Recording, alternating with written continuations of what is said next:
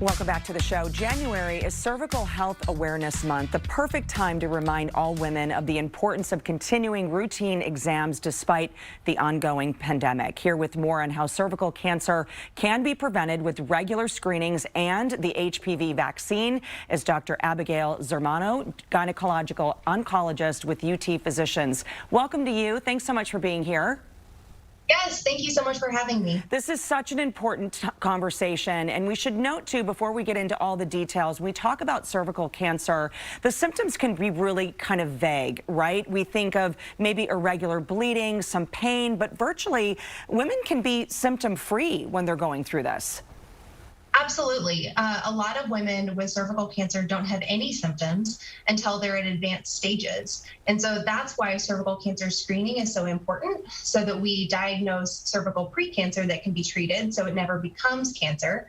But then we could also diagnose a cervical cancer in its relatively early stages. And that's where those screenings come into play. So, of course, we're talking about a pap smear and getting those done once a year. Let's talk about family history. Is there a connection there? If women say, well, I don't have a history here, sort of like other cancers and things like that, should they be worried about this? Absolutely. Cervical cancer is not one of the cancers that we typically think of as running in families. In fact, over 99% of cervical cancers are caused by the human papillomavirus, or HPV. And so we also should note, too, the most common that you're seeing, sort of the age range here, is between 30 to 40. It is. It really affects our younger populations, which is why it's so important for women who are relatively young and healthy to continue to see their OBGYN or their primary care doctor for these routine screening exams so that, again, cervical cancer can be prevented. Absolutely. It's all about prevention here. Let's talk about the screening. Of course, that is the pap test. And for most, that's about 21 years old is when a woman should begin that test. Correct. It's recommended to start at age 21, and it's usually done about every 3 to 5 years. But that depends a little bit on your own personal medical history, your history of screening, and which screening tests you have. And for most women, it continues until age 65, but can really only stop if you've had regular screening.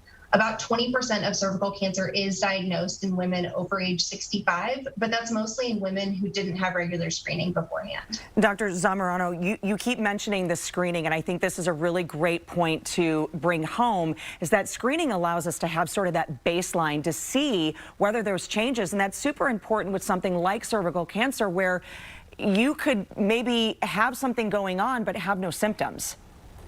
Absolutely. Again, most women are asymptomatic. And again, because most cervical cancer or cervical precancer is caused by the human papillomavirus, that doesn't have any symptoms. And in fact, most people clear it on their own, meaning they never even knew that they had it. It's that lingering infection that can be picked up by a pap smear or a pap test that can help guide interventions to help prevent it ever becoming cancer. Great information there. Let's talk about that HPV vaccine. Who needs it and why?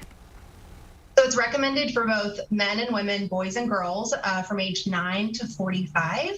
And the benefit of getting the vaccine is especially seen before someone is ever exposed to HPV or the human papillomavirus, which is why it's so important in our pediatric populations. But again, if you're not a pediatric patient, and if you're into your, even later years, or up to age 45, you can still have some benefit from the HPV vaccine. And even if you've been exposed to HPV, you still need the vaccine, right?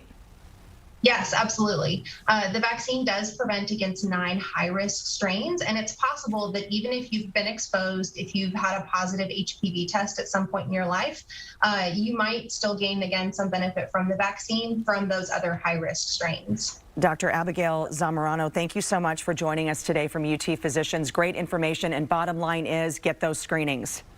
Yes, absolutely. Thank you so much. Great to see you. Happy New Year. For more information, visit utphysicians.com or call 888-4UT-DOCS. That's 888-488-3627.